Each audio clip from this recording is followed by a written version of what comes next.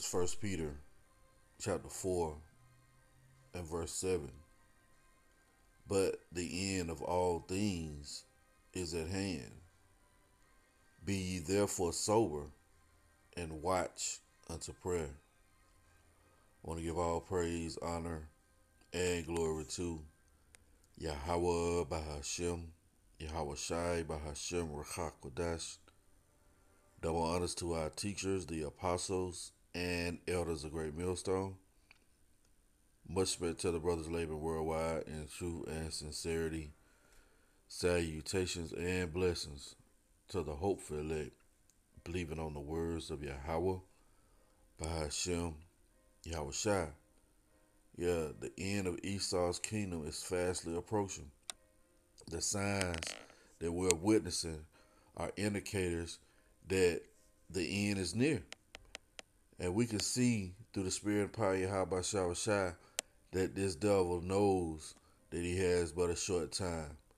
The legislation he's passing, all right, the things he's pushing forth financially in the planet Earth are all signs that this end is near.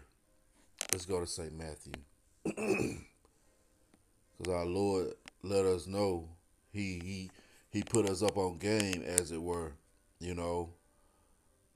of his return. St. Matthew chapter 24 and verse 3.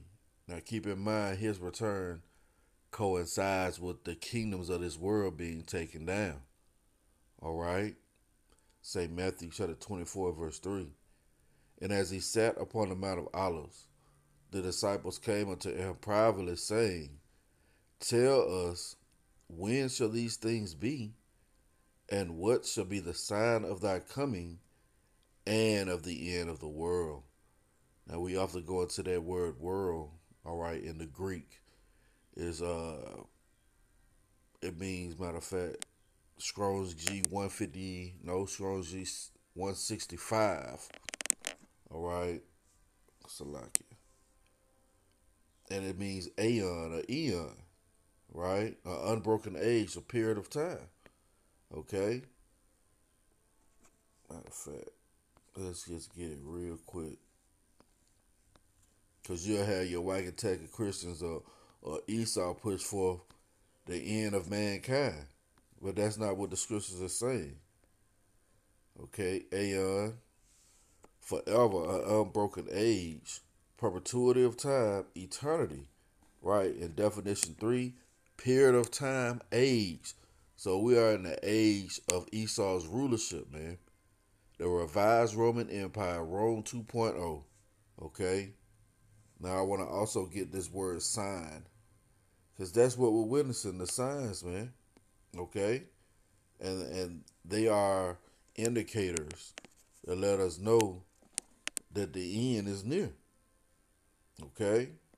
It says sign, mark, token, that by which a person or thing is distinguished from others and is known. Right? We're holding the testimony of Yahawashi. That's how we are distinguished from others. Christianity gives you a feel-good message, telling you everything is going to be okay. You got a blessing coming. That's not what the scriptures say, though. It says a sign, prodigy, portent. Right? It's a portent. Now that word portent is a heavy word. Matter of fact, let me continue before we get that word portent. It says, i.e., an unusual occurrence transcending the common course of nature. Right? It's unusual, man. It's out of left field, as they say. It's one of those unbelievable moments. Now let's get this word portent. Right? Just a simple Google definition.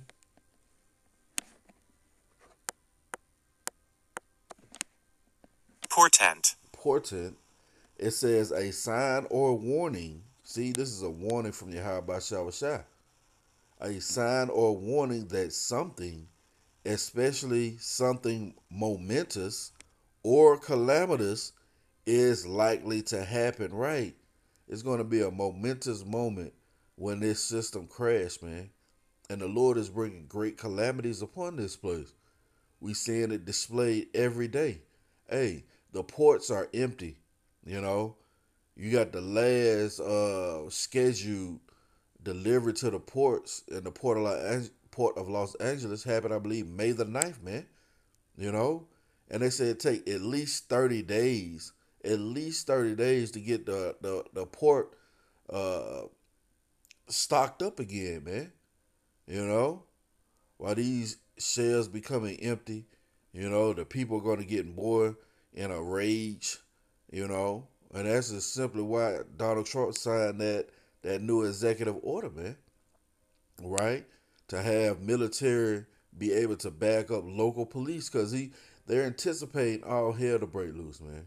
You know, these tariffs, you know, it's going to cause inflation. It's going to bring on hyperinflation. So yeah, something momentous and calamitous is set to happen, man. But see, these are the signs that our Lord Yahawashi said to look for, man. Matter of fact, let's go back. St. Matthew chapter 24 and verse 3. And as he sat upon the Mount of Olives, the disciples came unto him privately, saying, Tell us, when shall these things be? And what shall be the sign of thy coming and of the end of the world? So we're going to go into these momentous, calamitous things that the Lord said to look for. And Yahawah answered and said unto them, Take heed that no man deceive you, for many shall come in my name, saying, I am anointed, and shall deceive many. And we're witnessing that on a large scale from your pork chop eating pastors to these so-called guys who say they're leaders of Israel, man. They're deceiving many. It says, And ye shall hear of wars, and rumors of wars. See, ye should be not troubled, for all these things must come to pass, but the end is not yet. Right? You're witnessing Russia against Ukraine, Israel against Hamas, Israel against Iran. All right? You got rhetoric being spoken by Trump regarding Iran, and their nuclear program, as it were. You know, hey, you got China and Taiwan, man. Hey, you got North Korea and South Korea. South Korea said they just made a mistake and shot, you know, I believe ammunition, toward North Korea, man. So we have wars and rumors of wars occur. You see? That says the end is not yet. Right. You got to have the MOT made mandatory, man. And we're seeing the financial world being pushed toward a digital currency, man. All right? It says, For nation shall rise against nation, and kingdom against kingdom, and there shall be famines, and pestilence, and earthquakes in diverse places. You see? All those things are occurring now, man. You got now Trump declaring that they're gonna make a vaccine, an all-encompassing vaccine for every disease. No, man, ain't no fucking way. You know, you got now studies being going on that the next pandemic is going to be the TB, tuberculosis. You know, see, all these things are set to come to pass. Why? Because they are the testimony of Yahawashi. It says all these are the beginning of sorrows, you see? So it's just going to get worse, man. It's not going to get any better. And that's why that's one of the words for that word sign is portent, which you go into that word portent again, is a warning, man.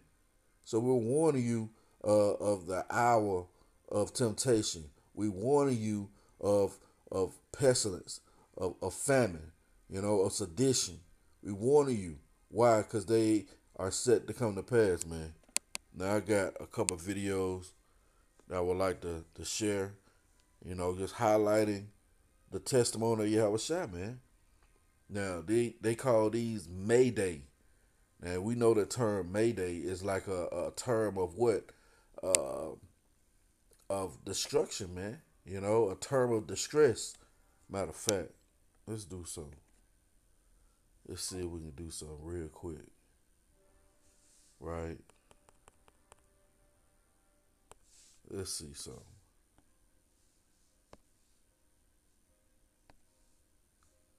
All right. Mayday. Mayday. A distress signal, see? Using the word Mayday. So the people are really in a lower state, man. And it's gonna only get worse. See, this is by design, you know, where you have these certain protests go on, you know, and the government come in and squash it. Because see, it's only gonna get worse, man. Especially when that damn there's no food on the shelves. Let's play the video.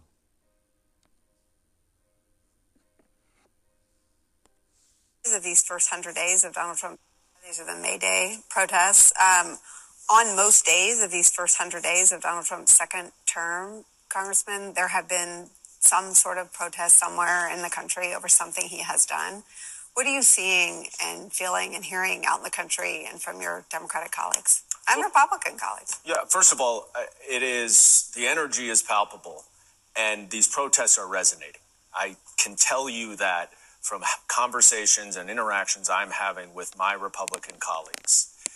They, especially the moderates, those Republicans here in New York and in California and Iowa and other places where their elections are going to be neck and neck, they are going to be forced to choose between cutting the critical benefits that their constituents rely on or following Donald Trump. And the more that we see people pouring into the streets like this, protesting, making their voices heard, the more they understand that they are going to sacrifice their political lives if they support these cuts. And I have had relationships broken off in Congress because I've said that. And there are lines that traditionally were not crossed between members, and all bets are off right now. This is existential for our country, our democracy, and none of those lines matter. And it's important not only that we as members of Congress continue to speak up, but that the American people speak up as much as possible.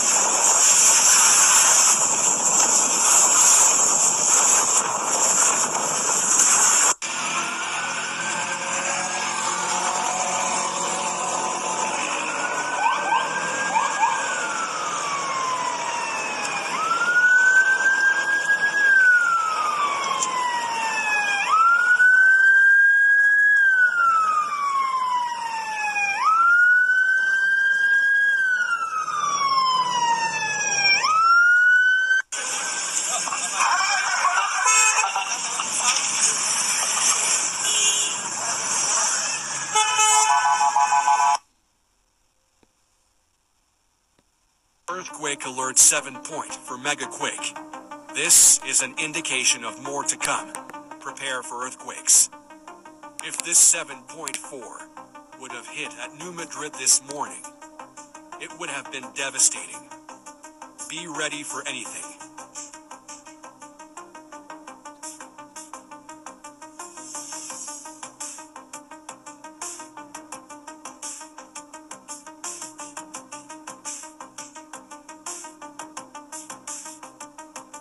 Look at this closely.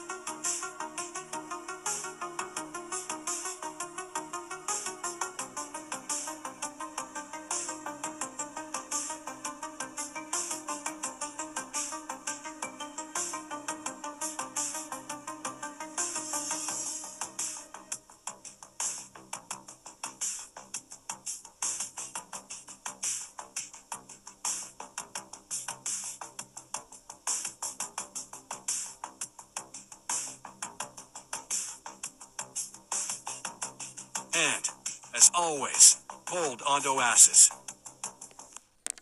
See? Hey, man. If you can't tell that the end is near, just from this video alone, you know, while Lord Yahawashi said that there's going to be earthquakes in diverse places, and we read that, you know. Now, this is actually showing earthquakes around the world, and there's multiple earthquakes that hit the United States, you know. Well, matter of fact, you know, as the video plays, you're going to see it, man. This is all indicators we at the end, you know, and it's beautiful. Because we need this place to go down for the kingdom of heaven to be established. See? But look at the amount of earthquakes. Now, this video was done 2 days ago, you know, put up 2 days ago, as it were. But it's showing you from earthquakes, I believe, every one of them from 4/27, all right, April the 27th, all the way up until May the 2nd, man. It was 4 earthquakes, or 2 earthquakes in South Carolina, 2 earthquakes in Tennessee, 2 earthquakes in New York, Buffalo. See that? 66 in New Mexico, 19 in Idaho. See that? 74 in Johannesburg, California. You see? 143 in Whitlis, California. Now, these are what they call small earthquakes. But you see, man, this thing is occurring worldwide. Okay? And what you had in this, all right, wildfires taking place in Jerusalem. Okay? And this thing right here is really, really doing some things, man. You know? Well, guess what, man? That's part of Yahawashi visiting this place. Lord willing, we're going to get that. But you see, these are all signs. Hey, uproars of the people in the world, man. Mayday protests. And we went into that word Mayday. It's a sign of distress, man. Okay? Well, these things are going to increase. They're going to come in their perfection upon these wicked-ass people in America, Babylon the Great. You see? Let's go to 2nd Ezra, chapter 9. Okay? Now see, this is how the Lord said he was going to get down in the last days, man. 2nd Ezra, chapter 9, verse 1. He answered me then and said, measure thou the time diligently in itself, and when thou seest part of the signs pass, which I have told thee before, then shalt thou understand that it is a very same time wherein the highest will begin to visit the world which he made. And let's go into some of the visitations of how the Lord said he's going to visit this world which he made real quick. Let's go to the book of Isaiah, chapter 29 and verse 6. Thou shalt be visited of the Lord of hosts with thunder and with earthquake, with great noise, with storm and tempest, and the flame of devouring fire. You see that? All those indicators that the visitation of the Lord is here. And we're witnessing it, man. Real time. See? 2nd Ezra chapter 9 and verse 2. It says, verse 3. Therefore, when there shall be seen earthquakes and uproars of the people in the world, yeah, we've seen those uproars. And those things are not going to die down, man. As the tariffs lay hold of this place, as inflation turns into hyperinflation, as the store shelves continually are found empty, all right, and the resources are taken away, guess what? You're going to see more people in the streets rioting, man. And that's going to bring on martial law. Again, you know, those certain acts, that Insurrection Act, that Alien Act of 1870, I believe, you know, all those things are set in place to quell the uproar of the people, man. The rioting in the streets. You see? So those are all indicators that we at the end, man. Matter of fact, let me continue. It says, then shall thou well understand, see that? That the Most High spake of those things from the days that were before thee, even from the beginning, right? For like all that is made in the world, hath a beginning and an end, and the end is manifest, right? That word manifest means to be made clear to the mind or eye. So we can clearly see this place is over with, man. The fall of Esau is imminent through the signs. Okay? Let's go here. Let's go to the book of Luke, St. Luke, chapter 21 and verse 25. And there shall be signs in the sun and in the moon and in the stars, right? You got the chariot signs, you know. I seen a couple videos regarding when that blackout happened in Spain and Portugal, all right, and in France, that you had something move across the face of the sun, man. And it was huge, you know. Well, those are all signs, you know, indicators, portents, as it were, a warning, you know. It says, and upon earth distress of nations, right? Those uproars, man. And it's just not here in America. You got anti-terrorist protests going on around the world. It says, with perplexity, the sea and the waves roaring, right? The sea and the waves being a metaphor for the people, being in the uproar, man. Okay? Now you go into the root word of this word perplexity. It literally means to be without, matter of fact. Let's just get it. You know? You know?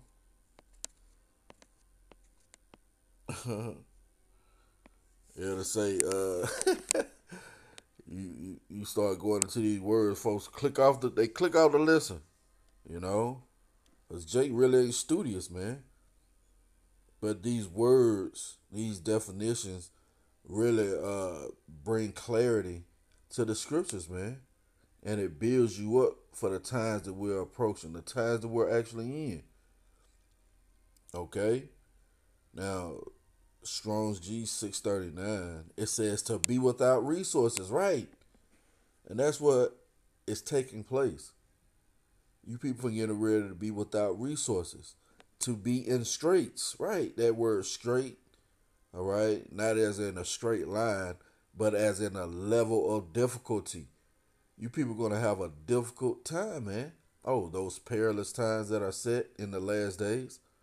It says to be left wanting, to be embarrassed, to be in doubt, right? You're not going to have a firm grasp on what to do. It says not to know which way to turn, see? To be at a loss with oneself, be in doubt, not to know how to decide or what to do, to be perplexed, right? Now we go down here to the Strong's definition, okay? It says to have no way out. And that's how you people going to be, man. You're not going to have a way out of the difficult times that we're entering, you know? It says to be at a loss mentally, right? You're going to be a fucking scatterbrain, you know? What do I do? Where am I going? How am I get this? How am I do this?